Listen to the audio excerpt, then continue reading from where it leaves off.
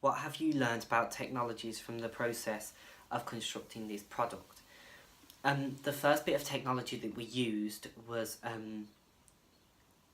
the camera to create our opening. This, I'd never used a recording camera like this before, so when you're setting it up first, it's all a bit overwhelming. But once you turn it on and press play, that it's as simple as that. Once it's set up, we understood it perfectly. You could class the tripod of a bit of a challenge as well, like the arms all coming down at the same time and everything. That was a little bit of a challenge, but obviously easier than the proper technology like the camera. The most challenging thing for me, I feel, was Final Cut Express. This was how we edited our opening.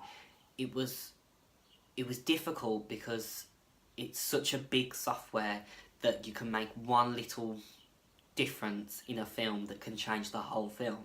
So we really had to tiptoe around it firstly, because me and my partner, like, we hadn't done GCSE media previously, so it was a real challenge understanding and homing in all our ideas and trying to get them into Final Cut Express.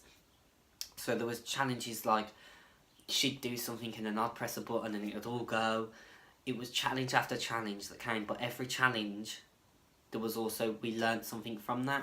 So we managed to do the black and white segment at the start of our opening using Final Cut Express. This was great because it meant that, because when we were filming we forgot to change, because there was an ability on the camera to change the camera to black and white, but we forgot to do that. So when we got to the editing and we decided, oh my gosh, where's the black and white, we looked through the filters and you could see that there's a black and white on Final Cut Express, and it's better than we could have wanted from the camera. Also, using the timeline filter, so you put your video into the timeline and then you can cut it and edit it there. That was very difficult to get used to, because you'd cut the video but also the sound wouldn't cut, so the video would end but the sound would be going, so you have to cut them both at the same time. And there's also the ability to get rid of the sound but just have the video. This came useful when we were doing the phone ringing in our opening. We needed the phone to be longer than it rang in the video, so we used that ability, got rid of the sound in the video and put sound over the top of a phone ringing.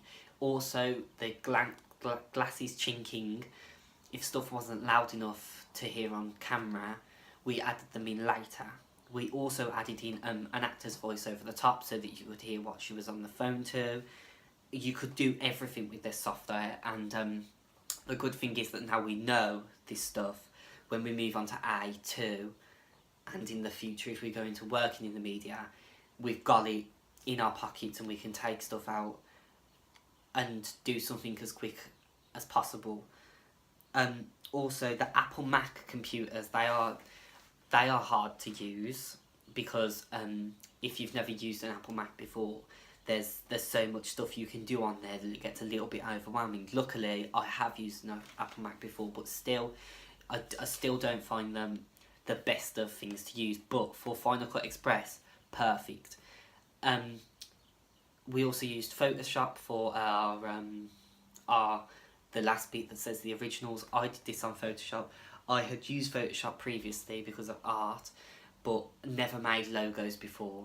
So it gives you help to how to do stuff, and we also used YouTube and stuff to how to make logos. So that came in useful, and we feel that we have a great product.